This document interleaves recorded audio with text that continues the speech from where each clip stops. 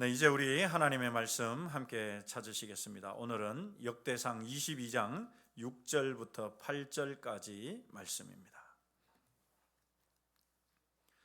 역대상 22장 6절부터 8절까지 말씀입니다.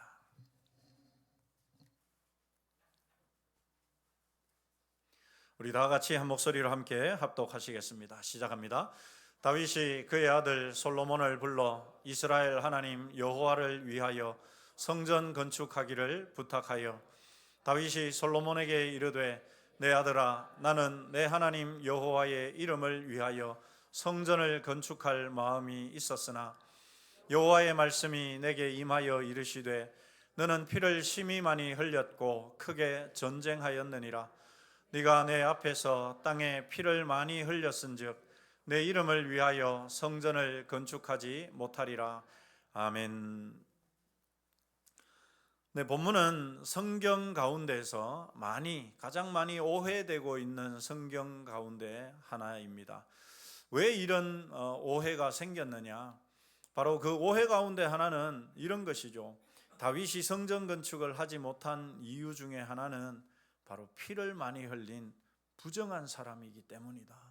솔로몬은 그렇지 않고 평화의 사람이기 때문에 이 솔로몬이 성전을 건축했고 다윗이 성전을 건축하지 못한 것은 그가 피를 많이 흘린 부정한 사람이기 때문이다라는 오해입니다.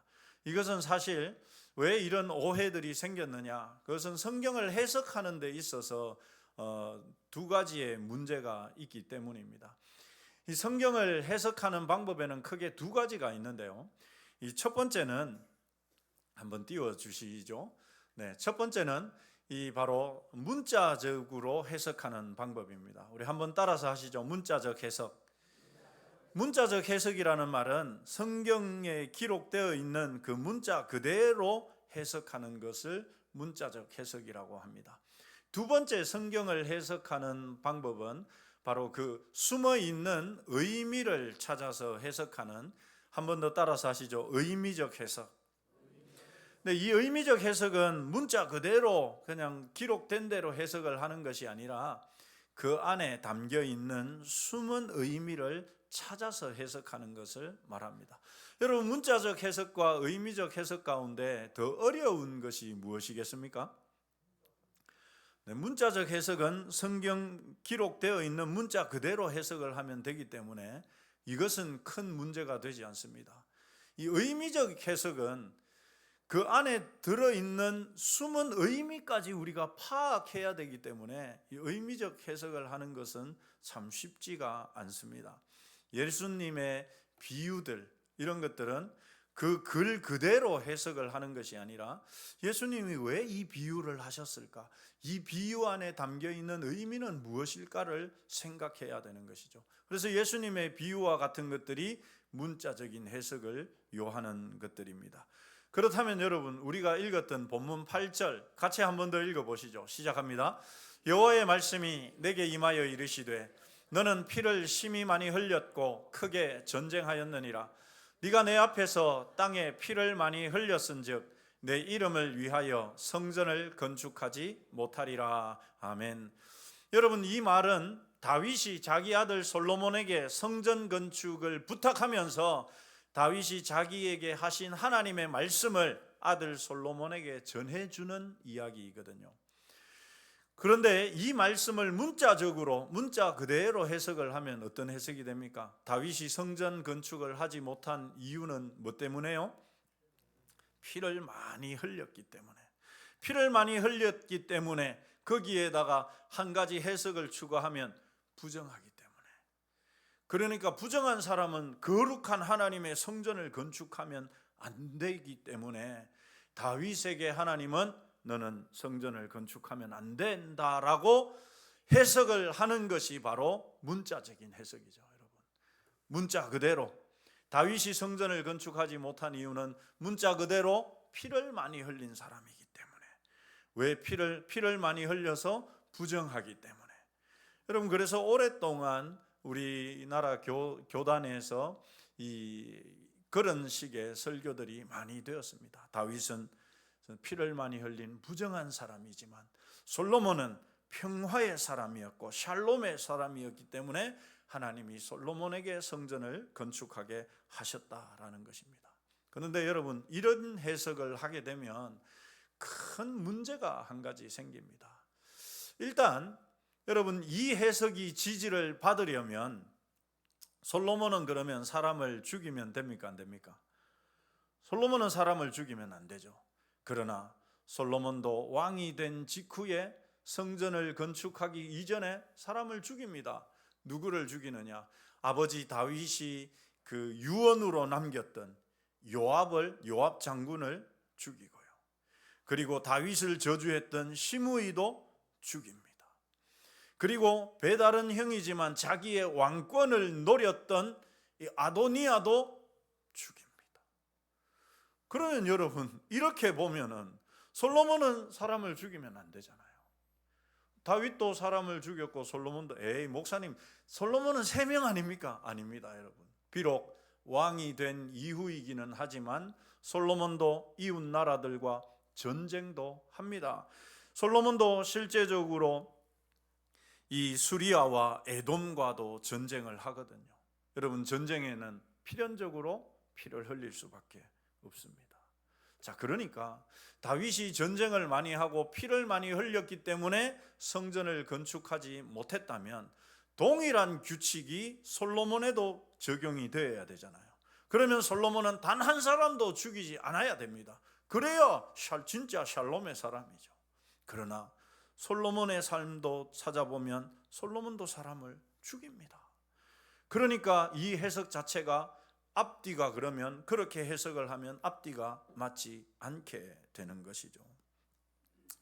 또한 여러분, 다윗이 치른 전쟁, 다윗이 전쟁을 많이 하고 사람을 많이 죽였기 때문에 하나님이 성전 건축을 못하게 했다라고 하는데, 실제적으로 다윗이 한 전쟁의 성격이 그러면 어떤 성격이냐?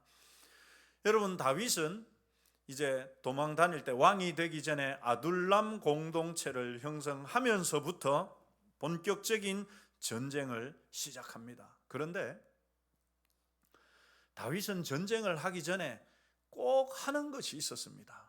다윗이 전쟁하기 전에 어떤 일들을 했느냐? 사무엘상 30장 8절 말씀 같이 읽어보시죠. 시작합니다. 다윗이 여호와께 여짜와 이르되 내가 이 군대를 추격하면 따라잡겠나이까 하니 여호와께서 그에게 대답하시되 그를 쫓아가라. 네가 반드시 따라잡고 도로 찾으리라. 다윗은 전쟁하기 전에 항상 하나님께 뭘 합니까? 기도합니다. 여쭤봅니다. 하나님, 내가 추격해서 저놈들 다시 추격해서 내가 뺏긴 거 다 도로 찾을까요? 쫓아가라. 하나님 허락을 받고 한단 말이죠. 이게 여러분 한 번만 있는 것이 아닙니다. 다윗이 여호와께 여쭈어 이르되 내가 블레셋 사람에게로 올라가리이까. 블레셋과 전쟁을 하기에 앞서서 다윗은 하나님께 여쭈어 봅니다. 하나님, 내가 이 전쟁 할까요? 하나님은 해라. 반드시 네가 이길 것이다. 또 있습니다. 다윗이 여호와께 여쭈니 이르시되 올라가지 말고 그들 뒤를 돌아가지고 뽕나무 숲을 맞은편에서 그들을 기습해라. 하나님이 뭐까지 알려주십니까? 정확한 세세한 전략까지도 알려주셨습니다. 그렇다는 말은 여러분, 다윗은 전쟁을 하기 전에 항상 하나님께 여쭈었고 하나님은 거기에 대해서 전쟁을 허락하시고 어떨 때는 이런 구체적인 전략까지도 알려주셨거든요. 그렇다는 말은 여러분, 다윗이 했던 전쟁은 전부 다윗 자신의 전쟁이 아니라 하나님의 전쟁이었습니다. 자, 그러면 하나님이 전쟁은 실컷 하라고 해놔놓고는 성전을 질라 하니까 야, 너 전쟁 많이 해서 피 많이 흘렸으니까 너 부정해서 안 돼.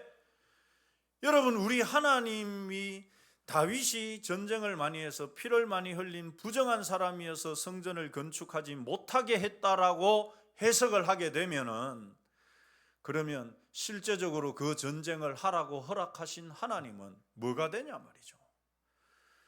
마치 이런 겁니다, 여러분. 사냥이 끝나고 나서 사냥개를 사냥꾼들이 어떻게 한다고요? 처음 들으시는 이야기들입니까? 사냥이 끝나고 나서 사냥개를 삶아 먹는 사냥꾼과 우리 하나님이 다를 바 없는 해석이 되는 겁니다. 다윗이 전쟁을 할 때마다 하나님께 여쭈어보고 물어보고 그렇게 해서 전쟁을 하라 해놔놓고는 결국은 성전을 지으려고 하니까 너는 피를 많이 흘려서 안 돼라고 하는 하나님, 어떤 하나님입니까? 너무도 편협하신 하나님.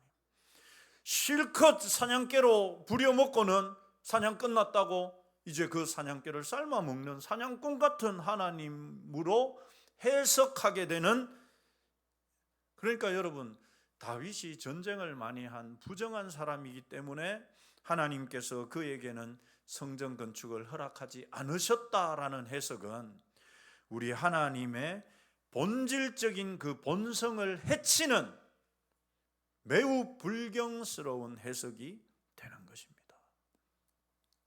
여러분, 우리 하나님이 그런 분이십니까? 우리 좌우로 알려주십시다. 우리 하나님은 선하신 분이십니다. 그렇죠, 여러분. 하나님은 실컷 이용만 하시는 그런 하나님 절대 아니거든요.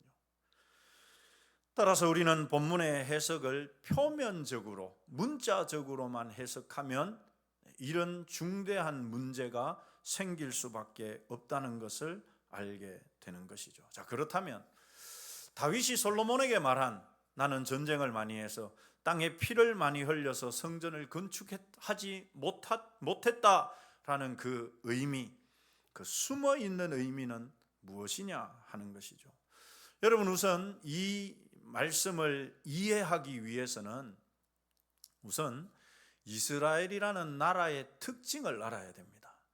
여러분, 이스라엘은 굉장히 독특한, 이스라엘만이 가지고 있는 독특한 나라의 특징이 있습니다. 그것이 무엇이냐? 바로 이스라엘은, 한번 따라서 하십시다. 지파연합체.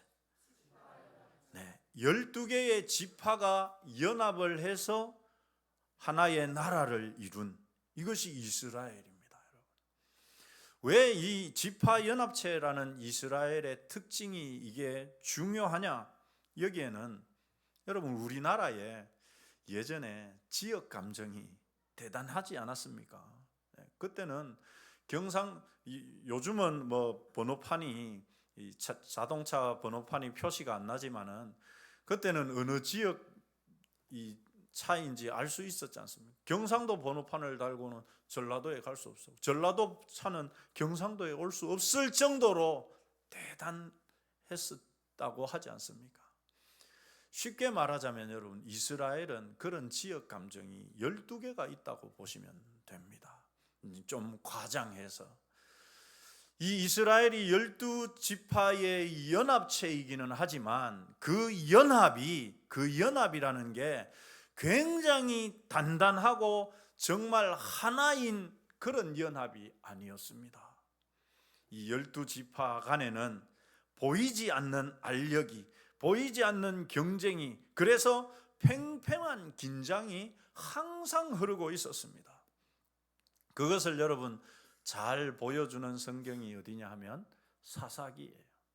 사사기에 보면 늘 에브라임 지파는 자기들의 이 지파로서의 이스라엘의 장자 지파라고 하는 그 프라이드가 있어서 항상 딴지를 겁니다.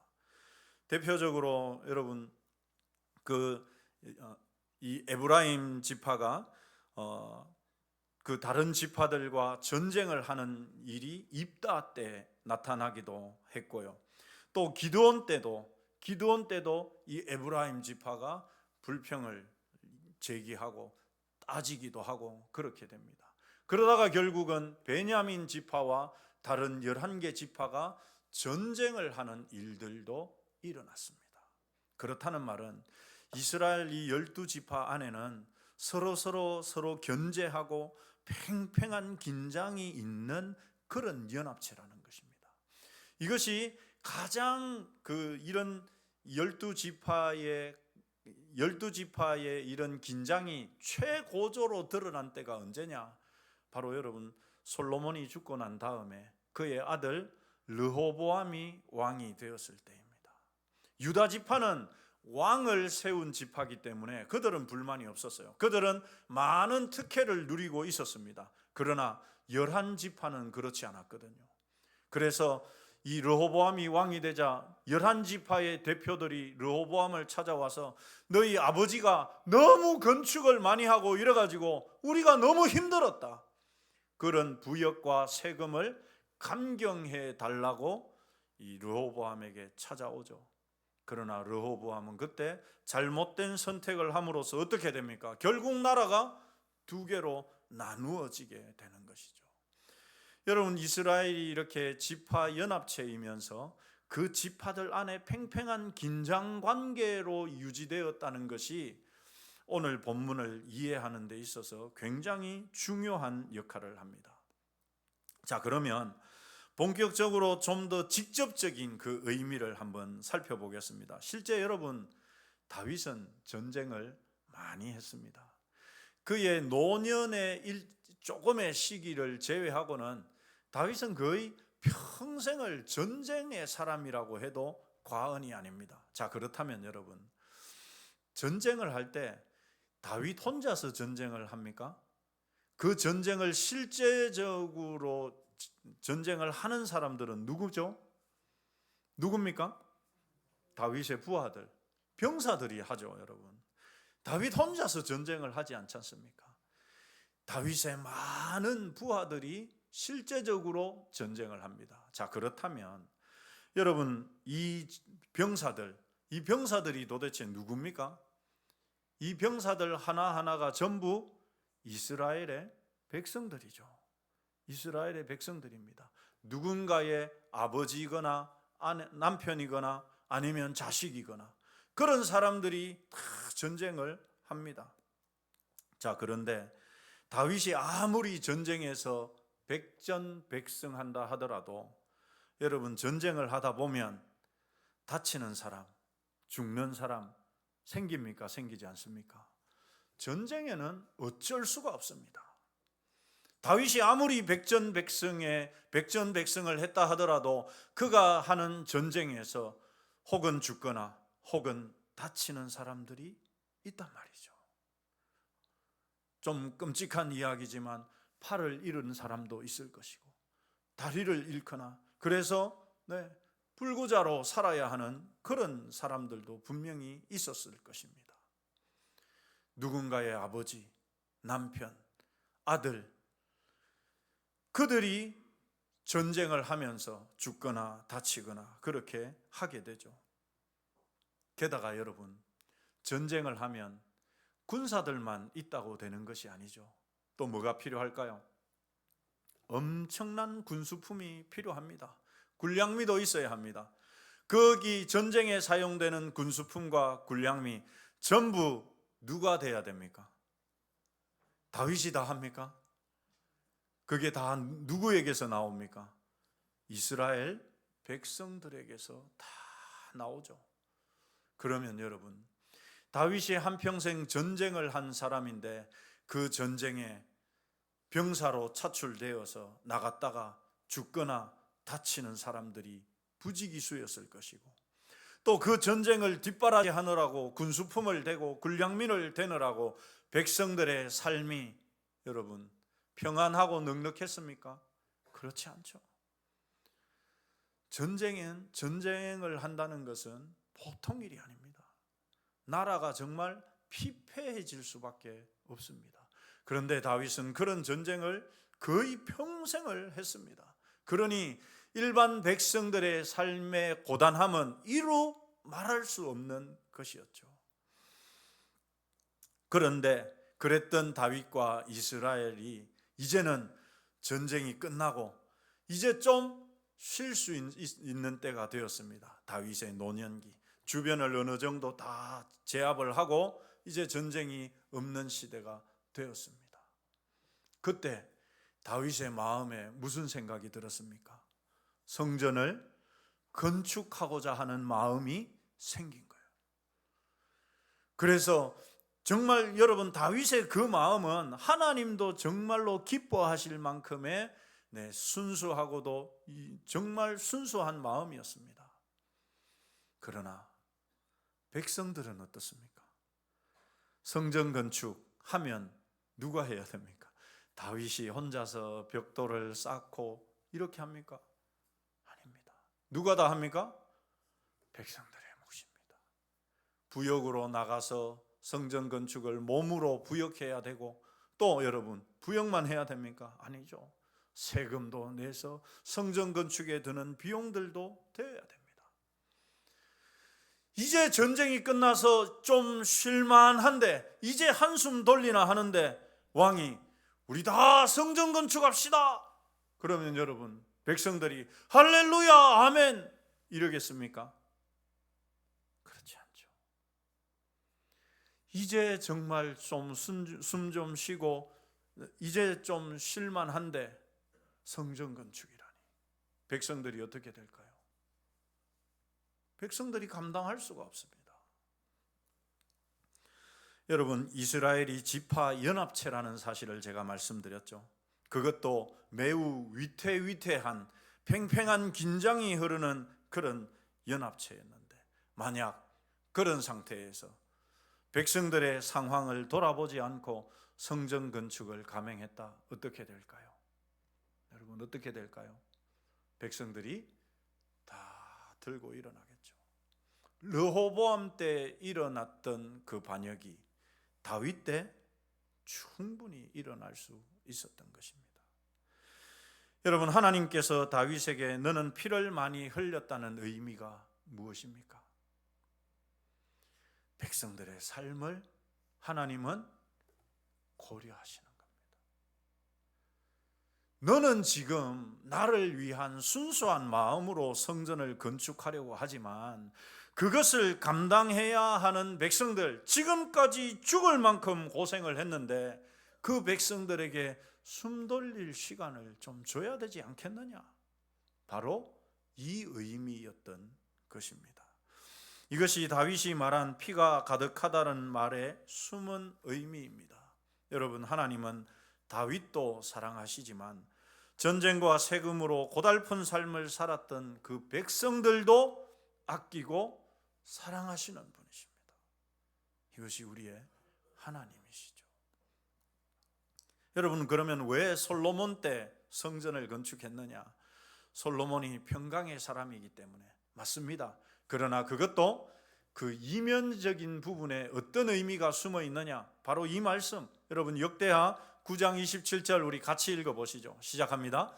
왕이 예루살렘에서 은을 돌같이 흔하게 하고 백향목을 평지에 뽕나무같이 많게, 솔로몬 시대의 이 부국강병한 이스라엘의 모습을 이 한 구절이 대표적으로 보여줍니다. 여러분, 솔로몬 때 나라가 얼마나 부유했으면 은은 길가의 돌멩이처럼 여겼어요. 귀하디 귀한 그 백향목을 길가에 널려있는 뽕나무처럼 볼 정도로 솔로몬 시대에는 여러분 그만큼 나라가 부유했습니다. 그랬다는 말은 백성들의 삶이 평안하고 부유했다는 것을 보여주는 것이죠. 그렇다면 성전을 건축하더라도 여러분 백성들이 세금을 내는 데 있어서 충분히 감당할 수 있을 때가 바로 솔로몬 때였다는 말입니다. 그랬기 때문에 하나님께서 솔로몬 때 성전을 건축하게 하셨다는 사실입니다. 그리고 여러분, 당시에 솔로몬 시대의 부역, 실제로 그 성전을 건축하는 그 일을 누가 하느냐? 우리 역대하 2장 17절 18절 같이 읽어보시죠. 시작합니다. 전에 솔로몬의 아버지 다윗이 이스라엘 땅에 사는 이방 사람들을 조사하였더니 이제 솔로몬이 다시 조사함에 모두 15만 3,600명이라 그 중에서 7만 명은 짐꾼이 되게 하였고 8만 명은 산에서 벌목한. 여러분, 성전을 건축하는 그 노역은 전부 누가 하게 합니까? 이방 사람들이 하게 합니다. 그래서 여러분, 솔로몬 때 성전 건축을 하나님께서 하신 것이죠. 이렇게 했는데도 솔로몬 때 백성들은 힘들었어요. 그래서 어떻게 합니까? 그 아들 르호보암이 왕이 되자 찾아와서 너가 아버지처럼 그래 할래? 우리 세금 부역 감면해줘라, 못 살겠다, 이렇게 여러분 백성들이 들고 일어날 정도였습니다. 그런데 만약 다윗 때 여러분 이 일을 강행했다면 어떻게 됐겠습니까? 다윗은 왕에서 쫓겨나거나 아니면 유다 지파만의 왕으로 다시 돌아가야만 했을 것입니다. 자, 그렇다면 여러분, 하나님께서 다윗의 성전 건축을 거절하신 이유는 따지고 보면 다윗에게 여러분 좋은 일입니까? 나쁜 일입니까? 좋은 일이 되는 거죠. 하나님은 다윗에게 은혜를 베푸신 거예요. 왜냐하면 다윗은 정말 하나님을 향한 마음으로 자기는 열정이 있었어요. 그래서 하나님의 성전을 자기가 짓고 싶었습니다. 만약 그것을 강행했다면 어떻게 됐을까요? 다윗은 왕위를 유지하지 못했을 것입니다.